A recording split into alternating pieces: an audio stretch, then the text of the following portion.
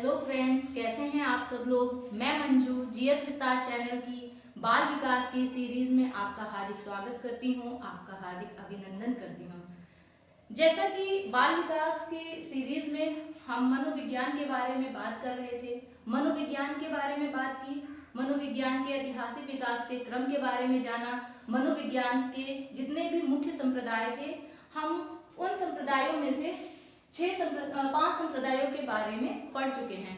आज हम जो एक मुख्य संप्रदाय आता है 6ठे नंबर पर, वो है मनोविश्लेषणवाद।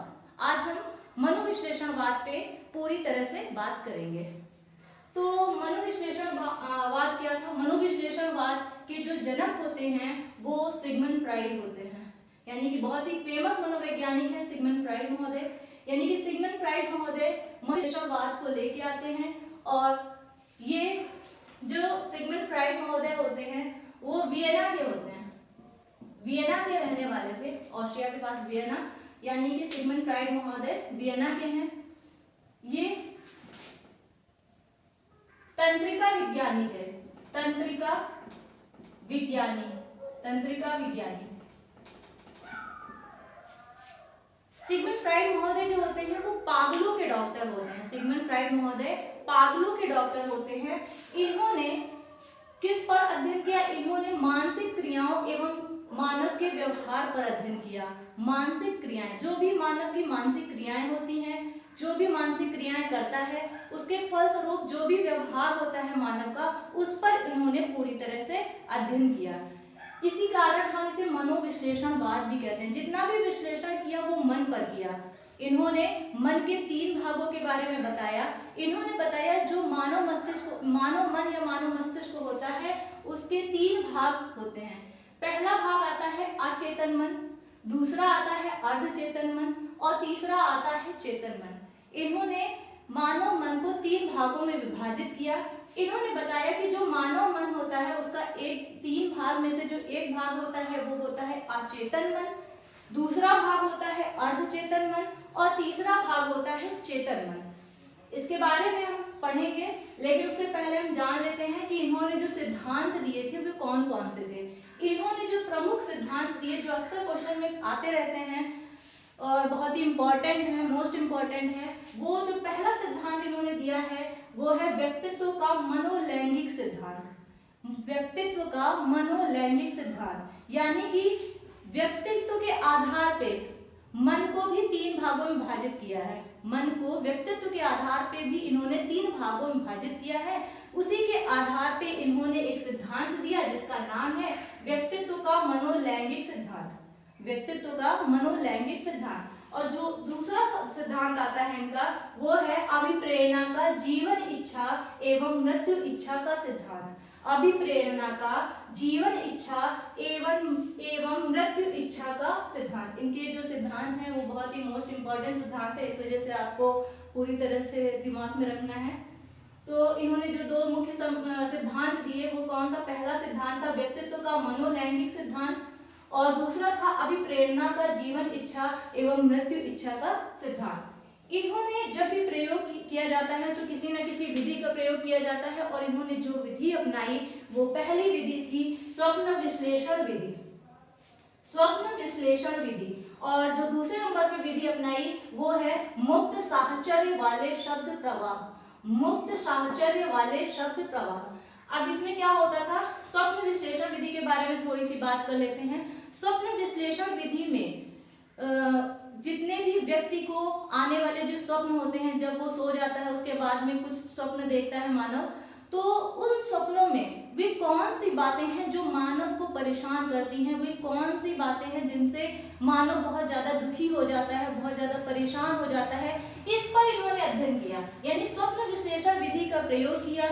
मानव के जितने भी आने वाले स्वप्न हैं उन स्वप्नों के बारे में जानकारी ली और वे कौन सी बातें हैं जो मानव को परेशान करती हैं उस पर इन्होंने अध्ययन किया। और जो दूसरी थी मुक्त साहचर्य वाले शब्द प्रवाह।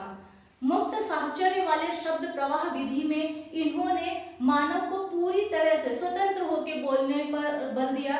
यानी कि जो भी उसके मन में है, जो भी उसके मन में दबी हुई जो बातें हैं उनको फ्री होके बोले, स्वतंत्र रूप से बोले तो वो देखना चाहते थे कि मानव के अंदर ऐसी कौन सी बातें हैं जो उसे परेशान करती हैं, वो इस चीज पर अध्ययन करना चाहते थे। तो इन्होंने दो विधि प्रयोग की, यानी कि पहली विधि आती है स्वप्न विश्लेषण विधि और दूसरी विधि आती है मुक्त साहचर्य वाले शब्द प्रवाह। फिर आते हैं इसके जो समर्थन करता है वो कौन है। इनके जो समर्थन करता थे वो एडलर और यूंग महोदय थे। एडलर और यूंग महोदय थे, ये इनके दोनों शिष्य ही थे जो कि इनके समर्थन करता थे। सिगमंड फ्राइड महोदय ने मन को 3 भागों में विभाजित किया। मन को 3 भागों में विभाजित किया। पहला है अचेतन मन, दूसरा है अर्धचेतन मन और तीसरा है चेतन मन। पहला आता है अचेतन मन। अचेतन मन का यानी कि पूरे मन के 100% में से 90% जो भाग होता है वो अचेतन मन कहलाता है। यानी कि 100 में से जो 90% भाग होता है वो अचेतन मन का होता है। चेतन मन का 10% भाग होता है, यानी कि अगर पूरा भाग अगर 10 है तो उसमें जो 9 भाग होता है वो अचेतन मन कहलाता है।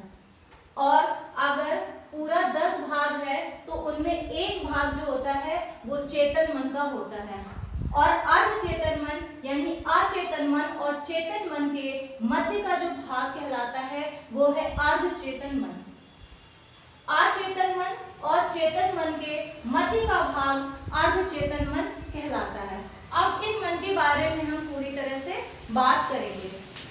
तो जो अचेतन मन है उसमें क्या होता है, यानी व्यक्ति को जिन कार्यों की जानकारी नहीं होती है, जो भी व्यक्ति के अंदर जो भी इच्छाएं हैं जो पूरी तरह से मर चुकी हैं, जो भी दमित इच्छाएं हैं, वे सब की सब इच्छाएं हमारी अचेतन मन के अंतर्गत आती हैं। यानी कि व्यक्ति की वे सभी इच्छाएं जो हमें नहीं पता है, जो दबी हुई है इस मन में, जो हम कार्य में, जो भी हम दैनिक कार्य में प्रयोग नहीं कर सकते हैं, वे सब की सब हमारे अचेतन मन में आती हैं। अचेतन मन के अंतर्गत जितनी भी मूल प्रवृत्तियां हैं वे जुड़ी होती हैं। जितनी भी मूल प्रवृत्तियां हैं वे सब की सब अचेतन मन से जुड़ी होती हैं। जैसे व्यक्ति को भूख लगना, व्यक्ति को प्यास लगना, व्यक्ति की जितनी भी यौन संबंधी इच्छाएं होती हैं वे सभी की सभी अचेतन मन के अंतर्गत आती हैं। वे सभी की सभी अचेतन मन के अंतर्गत आती हैं। हम आगे बात करते हैं अचेतन मन में जितनी भी दबी हुई इच्छाएं जो हमारे नियंत्रण शक्ति में होती हैं, जितनी भी इच्छाएं हैं ये सारी की सारी मानव के नियंत्रण शक्ति में होती हैं। अगर व्यक्ति की ये इच्छाएं नियंत्रण शक्ति से बचकर प्रकट हो जाती हैं, अगर व्यक्ति की ये सारी की सारी इच्छाएं जो दबी हुई हैं, जो भी प्रतिच्छाएं हैं, अगर वे इच्छाएं मानव की नियंत्रण शक्ति से बाहर हो जाती हैं तो व्यक्ति को कि जो भी मनोरोग के लक्षण है वे दिखाई देने लगते हैं। हम कहते हैं कि व्यक्ति पागल हो गया है। क्यों? क्योंकि वो बिना मतलब की बातें जिसका कोई अर्थ नहीं होता वो भी बकता है। बहुत सारी बड़ी बड़ी बातें, फालतू की बातें, व्यर्थ की बातें वे करना शुरू कर देते हैं। क्यों? क्योंकि वो जो भी इच्छाएं दबी हुई है व्यक्ति के अंदर, जिससे उसके बारे में, जिन इच्छाओं के बारे में मानव को बिल्कुल भी पता नहीं है, और उन इच्छाओं को व्यक्ति क्या करता है, नियंत्रित नहीं कर पाता है। नियंत्रण से वे इच्छाएं बाहर हो जाती हैं और सामने व्यक्ति की प्रकट होने लगती हैं। तो इंसान यानी कि मानव मनोरोग के लक्षण से ग्रस्त हो जाता है। मनोरोग के लक्षण से ग्रस्त हो जाता है। हम कहते हैं कि वो मानव पागल हो जाता है, पागल की संज्ञा दे देते हैं। अर्धचेतन मन के बारे में हम बात करते हैं। जो अर्धचेतन मन है वो चेतन और अचेतन के मध्य की स्थिति होती है। अचेतन और चेतन के मध्य की जो स्थिति होती है, मध्य का जो भाग होता है वो अर्धचेतन मन कहलाता है। व्यक्ति ये जो अर्धचेतन मन में जितनी भी बातें होती है, जो भी इच्छाएं होती है, व्यक्ति अपनी इच्छा अनुसार प्रयोग करता है।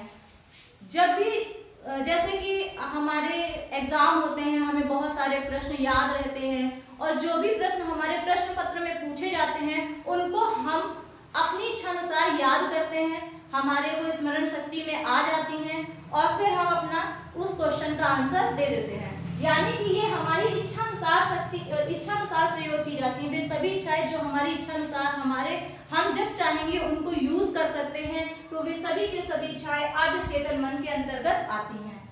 अब हम बात करते हैं चेतन मन की। चेतन मन 10% होता है, यानी पूरे 100% में से 10% भाग जो होता है वो चेतन मन का होता है। जो हमें स्वयं की जो जानकारी होती है, हम स्वयं के बारे में जो जानकारी प्राप्त किए होते हैं, अपने नाम के बारे में, हमारा पता क्या है, हम क्या हैं, हमारी वास्तविकता क्या है, इन सब के बारे में जो हम जानकारी हासिल करते हैं वे है हमारे चेतन मन के अंतर्गत आती हैं। जो भी हम वातावरण से संबंधित, जो भी हमारे वातावरण में घटित हो रहा है प्रेजेंट टाइम में, जो भी चल रहा है उसकी जो जानकारी हमें मिलती है, जो भी हमें याद है सब कुछ, वे सब की सब चेतन मन के अंतर्गत आती हैं। जितने भी हम दैनिक कार्य करते हैं, हम पढ़ाई कर रहे हैं, हम कुछ भी कार्य कर रहे हैं, जो भी क्रियाकलाप कर रहे हैं, वे सब के सब किसके अंतर्गत आती हैं? वे सब के सब चेतन मन के अंतर्गत आती हैं। वे सब के सब चेतन मन के अंतर्गत आती हैं। अचेतन मन में सारी की सारी जितनी भी दमित इच्छाएं होती हैं, दबी हुई इच्छाएं होती हैं, वे सब की सब आती हैं। और जो भी मूल प्रवृत्तियां होती हैं वो इससे जुड़ी होती हैं। इसी कारण से जो अचेतन मन यानी कि ये क्या होता है, जन्मजात या आनुवांशिक होता है, आनुवांशिक होता है, जन्मजात या आनुवांशिक होता है। अर्धचेतन मन इसमें जो भी इच्छाएं होती हैं वो अर्जित होती हैं, वे सभी की सभी अर्जित होती हैं। और जो चेतन मन है इसमें भी जो भी इच्छाएं होती हैं वे सब की सब हम अर्जित करते हैं। वे सब की सब जन्मजात नहीं होती है, वे सब की सब अर्जित होती हैं। अचेतन मन में जो भी इच्छाएं होती है वे सारी की सारी जन्मजात या आनुवांशिक होती हैं। अर्धचेतन के अंतर्गत जितनी भी इच्छाएं होती हैं वे अर्जित होती हैं, और चेतन मन के अंतर्गत जितनी भी इच्छाएं होती हैं वे सारी की सारी अर्जित होती हैं। इसमें यानी अचेतन मन के अंतर्गत जितनी भी अनैतिक बातें होती हैं, मानव के अंदर जितनी भी अनैतिकता होती है, असामाजिकरण की जितनी भी बातें होती हैं, वे सारी की सारी अचेतन मन के अंतर्गत आती हैं।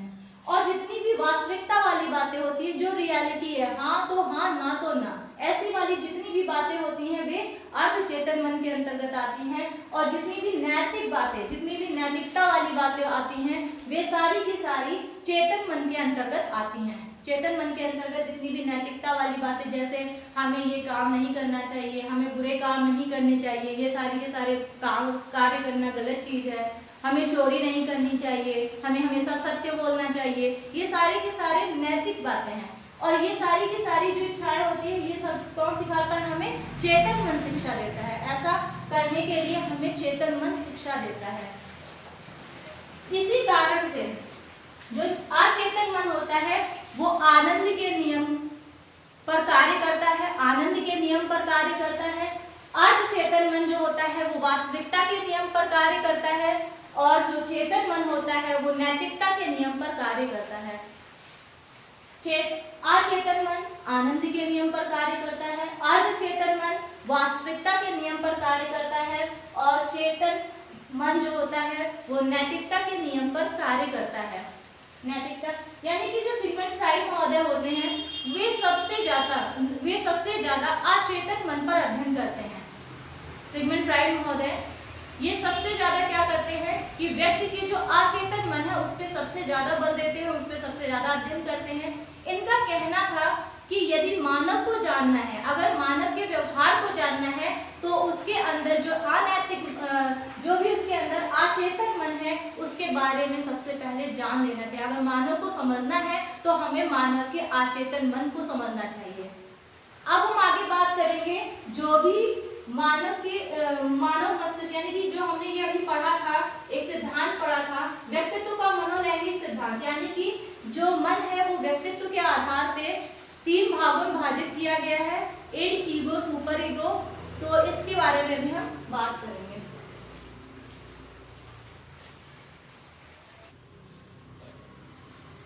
अब हम आगे बात करेंगे कि मनोविश्लेषणवाद में जो सिगमंड फ्राइड महोदय जी हैं उन्होंने मन से संबंधित 3 प्रकार के व्यक्तित्व को बताया है। यानी कि जो हमारा व्यक्तित्व है वो मन से संबंधित 3 प्रकार का होता है।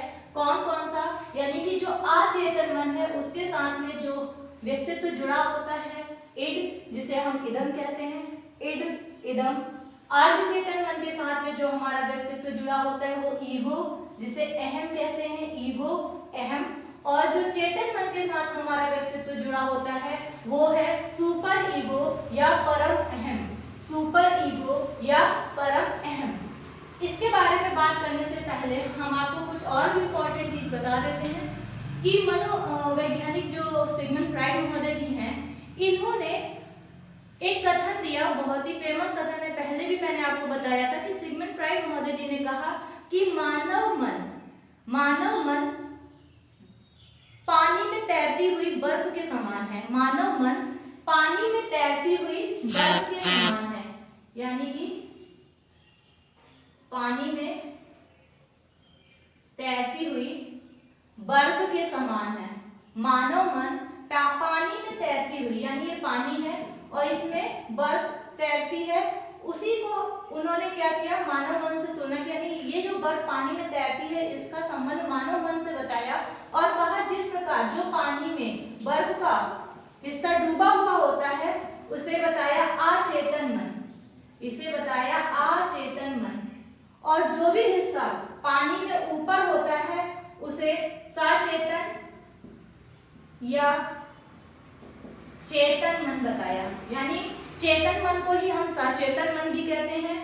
इन्होंने बताया कि जो हमारा मन है, मानव का मन होता है, वो पानी में तैरती हुई बर्फ के समान है। पानी के अंदर बर्फ का वो हिस्सा जो पानी के अंदर होता है वो अचेतन मन होता है। यानी उस पानी में डूबे हुए बर्फ की तुलना उन्होंने अचेतन मन से की है। पानी के ऊपर जो बर्फ का हिस्सा होता है उस बर्फ के हिस्से की तुलना उन्होंने सचेतन मन से की है। यानी कि जो चेतन मन होता है वो पानी में जो भी हिस्सा, पानी के ऊपर जो भी बर्फ का हिस्सा होता है उससे तुलना की है। और जो मध्य का भाग होता है, यानी कि जो भी मध्य का भाग जहाँ पे पानी होता है और जहाँ पे पानी नहीं होता है उसके जो मध्य का भाग है इसकी तुलना इन्होंने अर्धचेतन मन से की है। यानी कि फिर से बताती हूँ, जो भी पानी के अंदर जो भाग होता है इसकी तुलना सिगमंड फ्राइड महोदय जी ने अचेतन मन से की है, जो कि 90% होता है, यानी कि 90% होता है। जो भाग पानी में के ऊपर होता है वो 10% होता है, इसे हम चेतन मन कहते हैं, इसे हम चेतन मन कहते हैं। और जो मध्य का भाग होता है वो अर्धचेतन मन कहलाता है, अर्धचेतन मन कहलाता है। यानी कि चेतन और अचेतन के मध्य की स्थिति जो होती है वो अर्धचेतन मन कहलाती है। जब हम एग्जाम दे रहे होते हैं और हमारे सामने कई सारे आंसर होते हैं, यानी ऑब्जेक्टिव क्वेश्चन के आंसर होते हैं, तो हमें वहां पे एक ही निर्णय लेना होता है, एक ही आंसर को टिक करना होता है। उस समय हमारा अर्धचेतन मन कार्य करता है, यानी कि हमें एक को सही बताना ही बताना है, चाहे वो सत्य हो और चाहे वो असत्य हो। हमें उस समय वास्तविकता का साथ देना होता है, यानी कि जो अर्धचेतन मन होता है वो वास्तविकता के नियम को फॉलो करता है, वास्तविकता के नियम पर चलता है। और इसी समय हम जो भी डिसीजन ले रहे होते हैं एग्जाम के टाइम पे, जो भी डिसीजन ले रहे होते हैं वो हमारा जो भी मन वर्क करता है वो होता है अर्धचेतन मन। आगे हम बात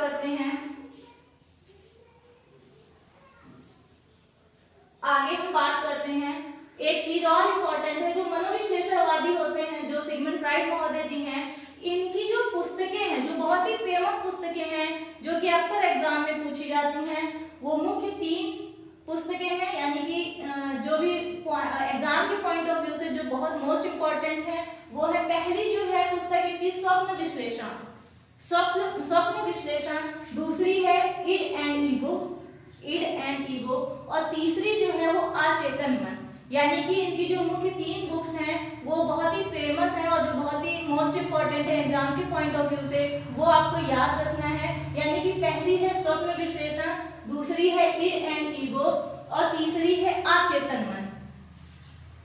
आगे हम बात करते हैं, जो मन से संबंधित व्यक्तित्व है वो 3 प्रकार का बताया है सिगमंड फ्राइड महोदय जी ने। यानी कि अचेतन मन से जो हमारा व्यक्तित्व जुड़ा रहता है उसे इड या इदम के नाम से जानते हैं। अर्धचेतन मन के साथ में जो हमारा व्यक्तित्व जुड़ा रहता है वो होता है ईगो या अहम, और जो चेतन मन से जुड़ा रहता है हमारा व्यक्तित्व वो होता है सुपर ईगो या परम अहम। इसके क्या कार्य है, यानी कि जो भी इड या इदम होता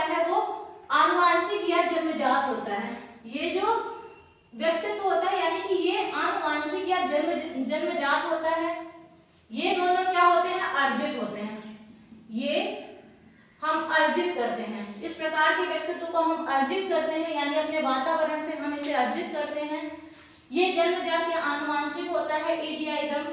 दूसरा इसका इंपॉर्टेंट पॉइंट ये आपको याद रखना है कि जो मूल प्रवृत्तियां या इच्छाएं जो तुरंत संतुष्टि चाहती हैं वो इसी से जुड़ी रहती हैं, यानी कि वे मूल प्रवृत्तियां या जो वे इच्छाएं जिन्हें हम तुरंत के तुरंत जिन इच्छाओं से हम संतुष्टि चाहते हैं वे सभी ईड या इदम से जुड़ी हुई होती हैं। जैसे कि हमें भूख लगती है, हमें खाना चाहिए होता है, हमें प्यास लगती है, हमें पानी चाहिए होता है, इस टाइप की वे सभी इच्छाएं जिन्हें तुरंत संतुष्टि चाहिए होती है वे सभी की सभी इच्छाएं या मूल प्रवृत्तियां हमारे ईड या इदम से जुड़ी हुई होती हैं।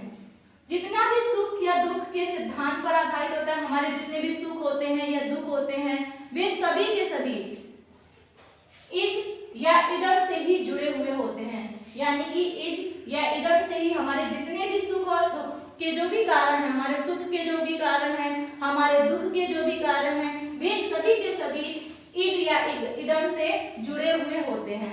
अब हम अर्धचेतन मन के बारे में बात करते हैं। इसकी हमें विशेषता ये भी बताई कि यह अर्जित होता है, यानी हम इसे वातावरण से अर्जित करते हैं। मूल प्रवृत्तियां जो हमारी जो भी मूल प्रवृत्तियां होती हैं, जो भी हमारी इच्छाएं होती हैं, उन पर जो हम नियंत्रण स्थापित करते हैं वो हम ईगो या अहम की वजह से करते हैं। यानी कि जो भी हमारी मूल प्रवृत्तियां हैं, जो भी हमारी इच्छाएं हैं, जिन पे हम नियंत्रण पाना चाहते हैं, अगर हम किसी चीज को जो भी हमारी इच्छाएं हैं, मूल प्रवृत्तियां, अगर हम उन्हें नियंत्रित कर ले रहे हैं तो समझ लीजिए कि ईगो या अहम की वजह से ऐसा हो रहा है। नेक्स्ट हम बात करते हैं आगे इसी में, तो बुद्धि, चेतना, तर्क। बुद्धि, चेतना, तर्क, तर्क शक्ति, स्मरण शक्ति, जो हम तर्क शक्ति, हम किसी से तर्क करते हैं, वाद विवाद करते हैं, जो भी हमारी स्मरण करने की शक्ति है, निर्णय लेने की जो शक्ति है, जो भी इच्छा शक्ति है, और जो हम भेद करने की जो हमारे अंदर शक्ति का विकास होता है, जो भी हम भेद यानी कि किसी चीज में अंतर स्पष्ट करने लगते हैं, किसी वस्तु का दूसरी वस्तु से हम अंतर स्पष्ट करने लगते हैं, भेद स्थापित करने लगते हैं, वे सब के सब हमारे ईगो या अहम से जुड़ी हुई होती हैं। वे सभी हमारी ईगो या अहम से जुड़ी हुई होती हैं। इसे हम वास्तविकता, ये अर्धचेतन मन हमेशा वास्तविकता के नियम पर कार्य करता है। यहाँ पे लिख लीजिएगा, ये वास्तविकता के नियम पर कार्य करता है। वास्तविकता के नियम पर कार्य करता है। ये वास्तविकता के नियम पर कार्य करता है। ये आनंद के नियम पर कार्य करता है। आनंद के नियम पर कार्य करता है।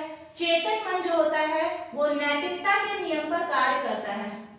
नैतिकता या बौद्धिकता के नियम पर, नैतिकता या बौद्धिकता के नियम पर, इसमें बौद्धिकता लिख लीजिएगा, बौद्धिकता के नियम पर, बौद्धिकता के नियम पर कार्य करता है। जैसे कि मैंने बताया कि बुद्धि, चेतना, तर्क शक्ति, स्मरण शक्ति, निर्णय शक्ति, इच्छा शक्ति, भेद करने की शक्ति को विकसित करता है। ये सब की सारी, ये जितनी भी ये शक्तियां हैं उसको कौन कंट्रोल करता है? ईगो या अहम। जो भी अर्धचेतन मन से रिलेटेड हमारा व्यक्तित्व होता है, ईगो या अहम, वो इन सारी की सारी पावर को क्या करता है? कंट्रोल करता है। इसी कथन पे यानी इसी लाइन पे इस चीज को प्रूव करने के लिए सिगमंड फ्राइड महोदय की बेटी एना फ्राइड, उनका एक 1.5 वर्षीय बालक होता है। उन्होंने उसके आधार पे इस चीज को बिल्कुल सत्य माना कि कुछ समय बाद उन्होंने देखा कि उनके बच्चे के अंदर ऐसे उनका बेटा जो था वो ऐसे विकास की ओर अग्रसर हुआ जिसको पहले अपने शरीर के किसी भी पार्ट में विभेद करना नहीं पता था, और धीरे धीरे उसे अपने शरीर के सभी अंगों के बीच में विभेद करना आ गया। यानी उसे पता चलने लगा मेरा शरीर का कौन सा पार्ट क्या काम करता है। तो उन्होंने इस चीज को सत्य बताया और उन्होंने इस चीज को यानी इस लाइन को पूरी तरह से प्रूव कर दिया, यानी इस चीज को पूरी तरह से प्रूव कर दिया अपने बेटे के ऊपर प्रयोग करके। सुपर ईगो या परम अहम की हम बात करते हैं। जो सुपर ईगो यानी जो चेतन मन से जुड़ा होता है हमारा व्यक्तित्व, तो सुपर ईगो या परम अहम के नाम से भी जानते हैं। ये हम वातावरण से अर्जित करते हैं। अभी हमने बताया कि इसे हम वातावरण से अर्जित करते हैं। जितनी भी सामाजिक नैतिक आवश्यकता होती हैं वो इसी से उत्पन्न होती है, यानी इसी के अनुसार हम जितने भी नैतिक कार्य करते हैं, जितने भी हम बहुत ही अच्छे कार्य करते हैं, लोग हमारी समाज में सम्मान देते हैं, बड़ाई करते हैं कि इसके अंदर बहुत ही नैतिक गुण हैं। जितनी भी आध्यात्मिक गुण उत्पन्न होते हैं, बच्चे को हम सामाजिकरण की भावना जिससे हम जगा सकते हैं, हम उसको नैतिकता के पाठ पढ़ाते हैं, वे सभी की सभी सुपर ईगो या परम अहम से जुड़ी होती हैं। यानी हम इसी मन की वजह से, इसी सुपर ईगो या परम अहम की वजह से हम उसे नैतिकता के बारे में बताते हैं। बच्चा जानने लगता है कि बच्चे के अंदर ये गुण विकसित हो जाते हैं, यानी वो समाज से सीख जाता है कि उसे क्या चीज करनी चाहिए और क्या चीज नहीं करनी चाहिए, यानी कि वो नैतिक मूल्यों के महत्व को समझने लगता है और सामाजिकरण की भावना उसके अंदर विकसित होने लगती है, उसके अंदर आध्यात्मिकता की भावना का भी विकास होने लगता है। यानी कि हमने पूरे टॉपिक पे बात की, विस्तृत रूप से बात की कि जो भी मन से संबंधित व्यक्तित्व है वो सिगमंड फ्राइड महोदय जी ने बताया है कि कौन कौन से होते हैं। ईड होता है, ईगो होता है, सुपर ईगो होता है, जिसे हम इदम, अहम और परा अहम के नाम से भी जानते हैं। ठीक है, ये आनुवांशिक होता है, आनंद के नियम पर कार्य करता है, ये अर्जित होता है और ये वास्तविकता के नियम पर कार्य करता है। और जहाँ पे सुपर ईगो है वो अर्जित होता है और बौद्धिकता या नैतिकता के नियम पर कार्य करता है। तो इस टाइप से हमने देखा कि मनोविश्लेषणवाद से जुड़े हुए जितने भी मेन पॉइंट्स, इंपॉर्टेंट पॉइंट्स थे, जो कि आपके एग्जाम के पॉइंट ऑफ व्यू से बहुत ही इंपॉर्टेंट है, मोस्ट इंपॉर्टेंट है। तो इन चीजों को आप अपने माइंड में रखिएगा और आप जब मैं आऊंगी नए लेक्चर के साथ कल फिर से प्रेजेंट होंगे और आगे मैं एक मनोविज्ञान के संप्रदायों में से एक अन्य संप्रदाय के बारे में विस्तृत रूप से पढ़ेंगे और जितने भी संप्रदाय हैं उन संप्रदायों को पूरी तरह से डिस्कस करने के बाद हम कोशिश करेंगे कि क्वेश्चंस की एक सीरीज लेके आए। उस जितना भी मैंने पढ़ाया उससे रिलेटेड जितने भी क्वेश्चन बन सकते हैं वो भी मैं आपको बताऊंगी और कोशिश करूंगी कि मैं अपना बेस्ट परफॉर्मेंस दे सकूं। और अगर आपको मेरा ये लेक्चर अच्छा लगा हो तो प्लीज़ इसे लाइक कीजिए, ज़्यादा से ज़्यादा शेयर कीजिए। अगर आपने मेरा चैनल सब्सक्राइब नहीं किया है तो प्लीज़ इसे सब्सक्राइब कीजिए। Thank you.